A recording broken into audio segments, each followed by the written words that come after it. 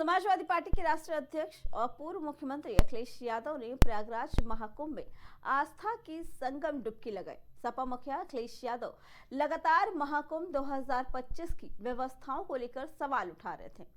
अखिलेश ने स्नान करने वाले आंकड़ों पर भी सवाल खड़े किए थे, जिसके बाद अब अखिलेश के संगम स्नान करने के बाद राजनीति गर्मा गई है। उप मुख्यमंत्री केशव प्रसाद मौर्य ने कहा कि अब अखिलेश यादव आस्था को चोट पहुंचाने वाले बयानों से बचेंगे। वहीं समाजवादी पार्टी की मीडिया सेल ने सीएम योगी आदित्यनाथ को गंगा स्नान का तरीका और तमीज अखिलेश यादव से सीखने की नसीहत दे दी है। संगम में डुबकी लगाने के बाद सपा मुखिया ने कहा कि हमारा संकल्प है कि सद्भावना और सहनशीलता बनी रहे। स्नान सहनशीलता के साथ होना चाहिए।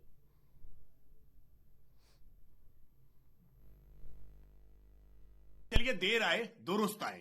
उम्मीद करते हैं कि अखिलेश यादव जी का अब चित्त शांत हो जाएगा। गंगा जी में स्नान करने के बाद, संगम स्नान करने के बाद मन को शांति मिलती है।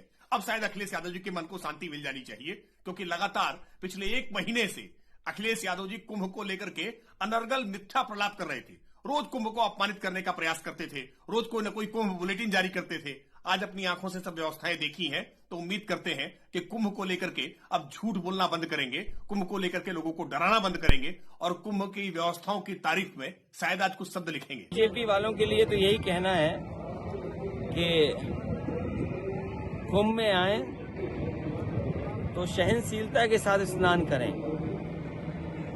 यहाँ पुण्य के लिए, दान के लिए आते हैं लोग, कोई वाटर स्पोर्ट्स के लिए नहीं आते हैं। इसी पे आगे जानकारी देने के लिए हमारे साथ हमारे संवाददाता राजेश जुड़ चुके हैं। राजेश, जहां एक तरफ महाकुंभ को लेकर लगातार अखिलेश यादव सवाल खड़े कर रहे थे, तो वहीं अब खुद जब उन्होंने स्नान किया है तो उसके बाद योगी आदित्यनाथ को स्नान करने के तरीके पे ज्ञान देने की कोशिश की है। क्या कहना चाहेंगे इस पे?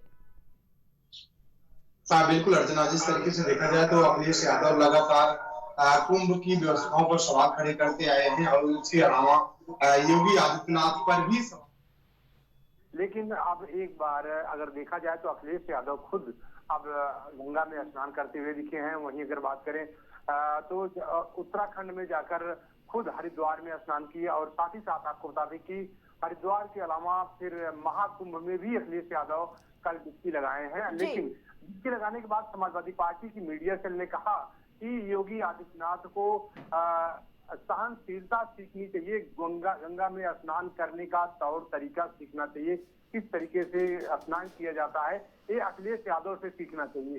तो जाहिर सी बात है कि जिस तरीके से एक बयान आया है समाजवादी पार्टी मीडिया सेल की तरफ से, तो उस पर भी अब सियासत छिड़ गई है। लेकिन जिस तरीके से अखिलेश यादव लगातार अगर देखा जाए व्यवस्थाओं पर सवाल खड़े करते थे, महाकुंभ की व्यवस्थाओं पर, योगी आदित्यनाथ के तौर तरीकों पर जो वहां पे महाकुंभ में व्यवस्था की गई थी, उस सारी चीजों पर सवाल खड़े करते हुए नजर आते थे, तो वही अब समाजवादी पार्टी के सुप्रीमो अखिलेश यादव अब खुद गंगा में अगर देखा जाए तो संगम में डुबकी लगाते हुए नजर आए हैं।